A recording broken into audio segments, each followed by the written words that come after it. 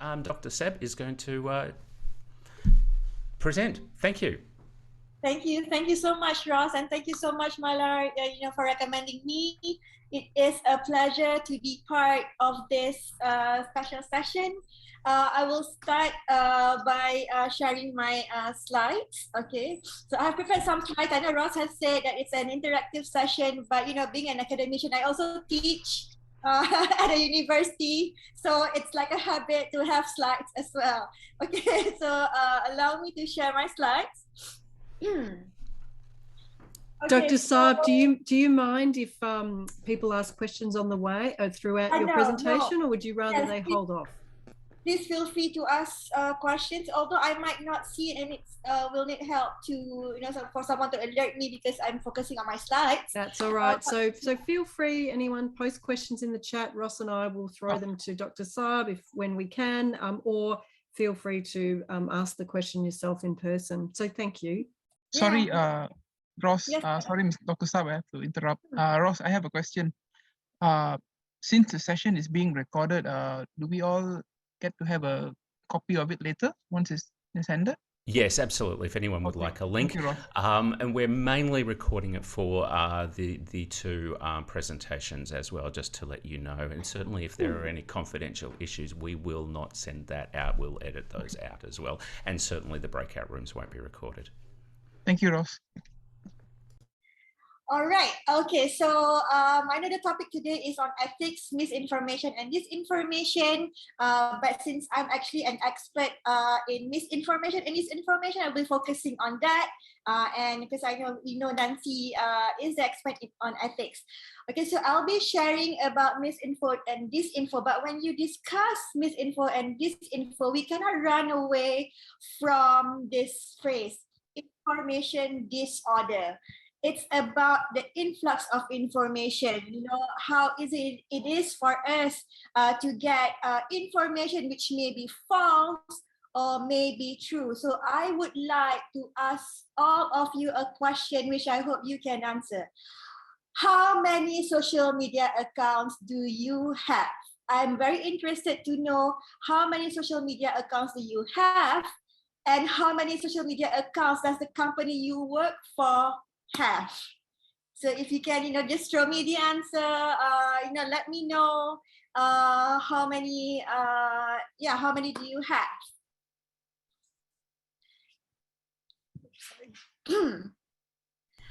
I can't really see the. Okay, so right. Okay, 3 more than 20. Ross, wow. Personally, 5, and company 3. Yes, 4 and 2. 2, and yeah. I myself, I think I have 5, and I lost count of how many social media accounts that I have to take care of or manage for the company that I am working with, for the organization I am working with. There's just so a lot of platforms and channel for us to share our opinion, and there's just a lot of ways for us to share our opinion. So in Malaysia, the statistics in Malaysia, at least 91% of Malaysians have a Facebook account, and that 63% has an Instagram account, and we use WhatsApp a lot. I think it's similar as well as in India. And Telegram is only makes up of 40%. So this shows how easily for us to share information and to get information, to access information. And this is worrying because anyone and everyone is a content creator. Like, if I sell, this is an example I got from Shopee, an online shopping platform. When you buy even like a mini square pot plant, people can give or rate or rank how your service and about your product. They can give you a 5-star or a 4-star. They can give reviews, and it's the same for anything. For when you watch a movie, you can give a review. When you go and eat somewhere, you eat out at a restaurant, you can share it on an Instagram account, how the restaurant food is delicious or how the service it's bad, and even hotels. and etc. So anyone and everyone is a content creator, and to be honest, it's quite worrying because there are just so many ways for people to jeopardize our organization that we work with false comments, with comments which can tarnish the reputation of our company or even of our employees or ourselves. So it's worrying. And this, the ability to be able to share information, the ease to be a content creator has actually made some people famous and made some people a lot of money. So this Pamela is an example of an influencer who just started out by sharing exercise videos. I'm a follower, right? So she started out by sharing exercise videos, and then she went on to become brand ambassador, and she's now an influencer, and she has introduced her own brand of wellness food and snacks. And she is Forbes 30 under 30. And this is an example of a Malaysian who started out by writing a blog. Her name is Vivi Yusof, right? So she has a blog, Proud Dark, and she has a huge follower.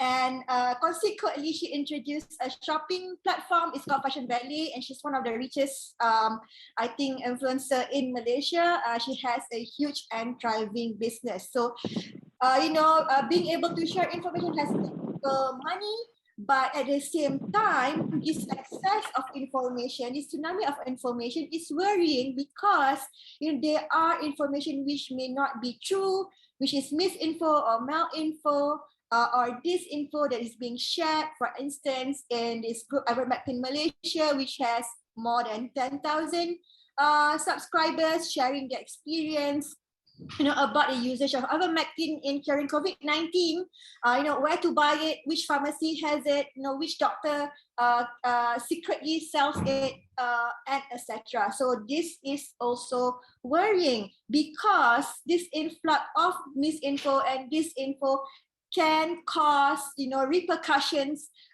which is dangerous. For instance, in Malaysia, you can be charged with spreading false COVID-19 news. Okay, that is on the regulations and law point of view. But I think what is more worrying is that sometimes it can cause harm, it can cause death. Like in Iran, more than 700 people died because they drank methanol, as they believe, that it can cure COVID-19. So this is something which is worrying, and this is, the repercussions or the consequences of this tsunami and influx of information. So the tsunami of information, I would say, can either make or break your organization. So imagine someone leaving a bad comment, like, and I'm an academician, and then my students leave a bad comment about me, I did not teach properly, I'm a bad lecturer and all that. It can definitely tarnish my reputation as a lecturer. So this strategy, I would say, is a communication strategy, and people use it to kill character, they use it in politics, in campaigns, and as all of us are business communicators, we definitely try to use the strategy of sharing information, obviously, to create trust, and to make people, to create brand loyalty, for instance, to our organization, because that is ultimately what our goal would be, right? To create trust and also brand loyalty, so people would buy our brand, would come or hire our services, and get our consultation and all that. So there are a lot of strategies that is being used by companies, by organizations, by ministries, government offices, and all that. But I would just like to say, sometimes, when you share too much information, it can lead to the spread of misinformation. It can create confusion. It can make people assume the wrong things. So this is actually a real example from Malaysia's very old Ministry of Health. But again, this is like in 2021. Okay, it has changed now. Thank God, after a lot of comments, the strategy in announcing the numbers of COVID cases in Malaysia was by using this map. Now, I mean, people might say there's nothing wrong in sharing a map and putting numbers and all that. But from a communicator point of view, right, firstly using the color red can create panic and make people worried. And you may question, why is it this country, Perlis, only has 3 cases, but it is also colored in red? What about Labuan? It only has 16 cases, but it is also in red, the same shade, the same color as, Selangor, which has over 7,000 cases, or Kuala Lumpur, which has over 2,000 cases. So this is something that a lot of people commented on, because at this point of time, what Malaysia was trying to do is we're trying to open up our economy and all our shops and all that. But people were worried because they are seeing all these red colors, despite the numbers of cases in some states are low. So this create unnecessary confusion, unnecessary drama, and people were really, really worried.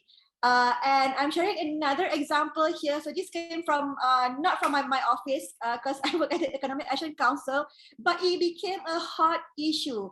People were questioning, because at this point of time, June 2021, what we wanted to do was we wanted to open up, the manufacturing businesses, all the factories and all that.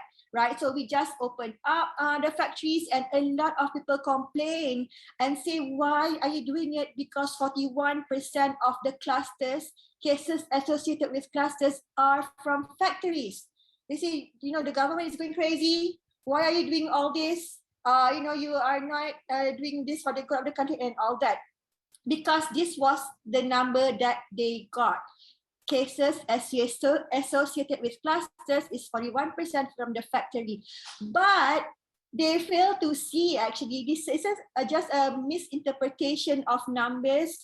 And because I guess, the information they're trying to convey is just too much, they fail to see that this is just the percentage based on the working cluster, whereas this is the total case, and only 6% of the whole case are made up of factory. Right, so this percentage is just, the numbers are calculated based on the clusters numbers, but based on the whole number of cases in Malaysia, the factory cluster only consists of 6%. And this actually explains why the government decided to open up all the factories. But there are a lot of Twitter comments on Facebook about it. People, I guess, who did not really understand. They only saw this number because they did not know how they came to this percentage.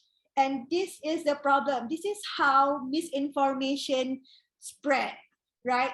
And this you can see, I'm sharing this Colgate advertisement. And if you watch advertisements on TV, especially toothpaste adverts, they would say like 5 out of 7 dentists recommend this toothpaste, for instance, or like in this particular ad, 1 shade whiter teeth in 1 week, with an asterisk there. Okay, with an asterisk there, and at the bottom part is where they have the disclaimer to say, this is based on a certain number of research based on 10 interview with 10 doctors, for instance. So people hardly actually ever look at that small disclaimer, the asterisk, because they will focus more on this. The bigger message, the one with the big font, the one which is in the middle, slap in the middle of the advertisement. right? So I do understand that, as organizations, what we do is we do try to make money for our organization, to get people to buy our products, our services and all that. But something we have to think about is that how ethical is it to do it this way? Are you, is this, are you deceiving the people? Okay, another example I would like to share here. This is in Malay. Okay, sorry, could not find another proper example. So this is durian Belanda is soursop. So it is said that soursop can kill cancer cells and can cure diabetes. So this is another example of an oversell, but this has been publicized, it's advertised in the media, and how ethical is it to do it this way? So people do make money out of it. Okay, there's this guy, Mikhail Sasalkowski, you can Google him up. He's a Macedonian millionaire who claimed to help Donald Trump win the election, the previous presidential election. What he does is he shares fake news. Okay, he shares disinformation, which help to campaign for Trump, and he makes tons of money. Not just for himself, but also his crews, of youngsters who live in Macedonia, who now owns yachts and mansions and all that. So I'm just going to leave with you this question. How do you balance, the fine line between, trying to create a brand for your organization, for your company, and between that and ethics? How do you do that? So I'll leave you with that. Thank you so much, Ross. Thank you, Dr. Saab. Some really good questions there. Does anyone have any burning questions before we move on to Nancy?